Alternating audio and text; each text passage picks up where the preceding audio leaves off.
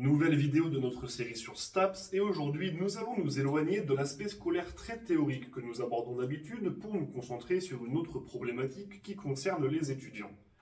Lorsque l'on s'intéresse aux problèmes évoqués par les élèves, STAPS y compris, on retrouve beaucoup de difficultés financières, de problèmes à travailler les cours, de manque de confiance dans le futur, mais également de beaucoup de solitude. Ce n'est plus un secret pour personne, beaucoup d'étudiants font des sacrifices au cours de leurs études pour privilégier leur avenir. Et si certains de ces sacrifices peuvent être positifs, d'autres s'apparentent plus à des fatalités et finissent par causer plus de tort qu'autre chose. Rater quelques événements festifs pour préparer des examens, c'est plutôt logique. Mettre un peu entre parenthèses un hobby, un loisir ou des projets personnels le temps d'obtenir un diplôme, c'est également relativement commun. Tout le temps que vous déciderez d'allouer à vos études devra être enlevé à d'autres activités. Et selon votre filière, votre niveau d'études ou vos objectifs, certains pourraient considérer que se renfermer un peu sur soi-même pour un temps peut éventuellement être acceptable. Seulement voilà, si beaucoup d'étudiants se plaignent de la solitude, ce n'est pas parce qu'ils l'ont choisie, mais parce qu'ils la subissent. Et en souffrir pendant des mois, voire des années pour certains, peut causer de véritables problèmes sur le long terme. D'abord sur votre morale, puis sur votre état psychologique général, et enfin finir par impacter négativement tous les aspects de votre vie. Suite à cette introduction nécessaire pour recontextualiser le problème, je vous propose de lister quelques conseils et astuces pour lutter contre la solitude dans les études supérieures, afin d'aider les étudiants qui en souffrent. Déjà, évoquons le fait que se trouver en présence d'autres personnes ne suffit pas en soi à réellement vaincre la solitude. Si vous n'avez pas noué de lien avec vos camarades de classe, alors passer la journée en leur compagnie pendant les cours ne suffira pas à vous enlever ce sentiment pesant d'être seul. Et c'est là qu'intervient notre premier conseil. Privilégiez la qualité plutôt que la quantité en ce qui concerne vos relations. Vous serez probablement d'accord avec moi, une seule personne avec qui vous vous entendez à merveille peut suffire à transformer une longue et ennuyeuse journée de cours en un moment tout à fait tolérable, là où la présence de beaucoup de personnes que vous connaissez à peine ne va pas vraiment vous aider. Donc, si vous avez des affinités avec certaines personnes, n'hésitez pas à essayer de créer une relation plus forte. La plupart des amitiés naissent d'une relation simple qui s'est développée avec le temps. Alors évidemment, ne vous attendez pas à devenir le ou la meilleure amie de quelqu'un en l'espace de quelques jours. Mais si vous vous investissez dans vos relations sociales, vous devriez pouvoir en tirer le meilleur.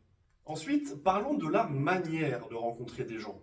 En premier lieu, et cela peut paraître évident, mais dans le cadre scolaire. En tant qu'étudiant, vous allez croiser énormément d'autres élèves et vous allez même passer beaucoup de temps avec certains si vous êtes dans la même classe, si vous suivez le même cursus, le même parcours ou la même formation.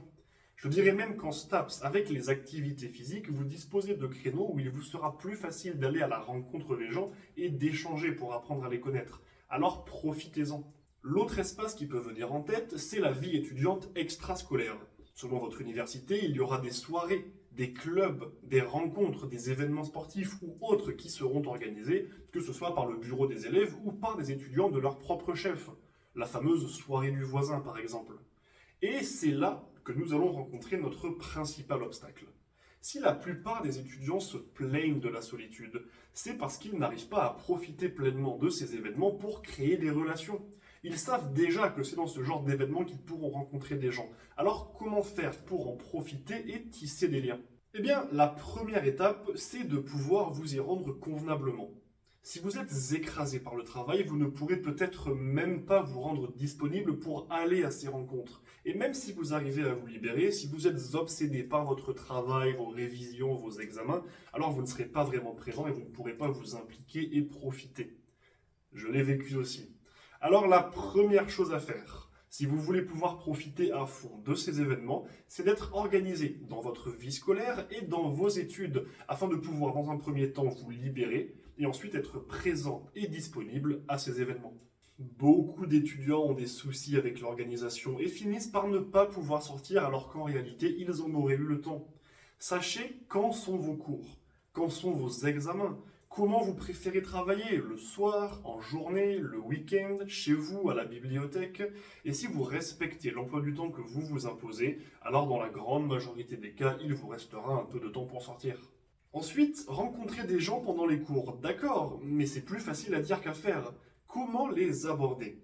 Eh bien, il existe des centaines de manières différentes, chacune propre aux préférences de chacun. Mais si je devais vous donner un conseil, Apporter ou demander de l'aide. Vous êtes particulièrement à l'aise dans une matière? Expliquer une partie du cours, envoyer vos notes ou aider un élève en difficulté est un excellent premier pas. Attention tout de même à ne pas devenir la personne que l'on appelle juste pour recevoir de l'aide. A l'inverse, vous éprouvez des difficultés dans un cours? Demandez un petit coup de pouce. À moins de tomber sur un égoïste, vous allez recevoir de l'aide en plus de pouvoir échanger avec quelqu'un. De la même manière, si vous êtes nouveau dans une université ou sur un campus, demander un petit peu d'aide pour vous repérer ou pour être accompagné à une salle de cours est un excellent moyen de commencer à échanger avec quelqu'un. Enfin, je conclurai avec un conseil qui pourrait sembler légèrement contre-productif, mais qui peut, selon moi, vraiment vous aider dans la qualité de vos relations. Ne vous forcez pas. Si vous vous investissez beaucoup dans vos études, commencez par accepter que pendant un temps, vous allez manquer quelques occasions de rencontrer des gens et que votre vie sociale va légèrement en pâtir pour un temps. Et ce n'est pas un drame en soi. Le problème n'est pas de se sentir parfois seul, ce qui fait entièrement partie de la vie. Le problème, c'est de se sentir seul au quotidien, d'en souffrir et de ne pas réussir à en sortir. Mais si vous essayez à tout prix, tout le temps d'essayer de vous faire de nouveaux amis, de rencontrer des gens, vous allez finir par devenir une copie de vous-même et visant à être apprécié. Si vous ne souffrez pas particulièrement de la solitude, alors vous n'avez pas besoin de vous investir à 200% pour essayer de toujours rencontrer des gens. Si vous avez de la famille et un ou deux amis proches, même s'ils ne font pas partie de votre cercle scolaire et que vous vous sentez bien comme ça, il n'y a pas forcément de raison d'essayer de faire évoluer les choses à tout prix. Malgré tout, si votre situation vous paraît vraiment difficile à tenir, n'oubliez pas que vous pouvez recevoir de l'aide. Des choses peuvent être mises en place et n'hésitez surtout pas à vous rapprocher de l'organisation de votre structure scolaire pour obtenir des informations. J'espère que cette vidéo vous aura été utile. Si vous avez des questions sur les points que je viens d'aborder, des suggestions de vidéos ou des retours à faire, n'hésitez pas à les faire dans les commentaires ou directement sur mes réseaux sociaux. Et si vous en éprouvez le besoin, il me reste quelques places de coaching individuel ou de préparation physique personnelle. Sur ce, bon entraînement et n'oubliez pas, rendez-vous fiers.